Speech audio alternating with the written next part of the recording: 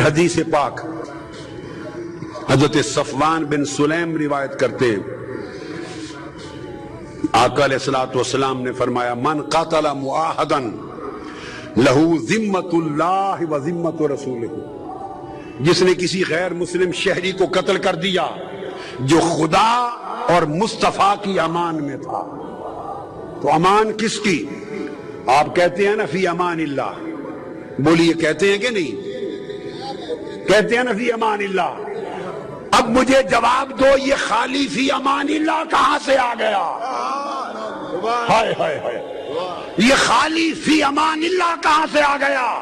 رسول کو نہیں، مصطفیٰ کہتے ہیں فی ذمت اللہ و ذمت رسولہ، خدا کی امان میں اور مصطفیٰ کی امان میں۔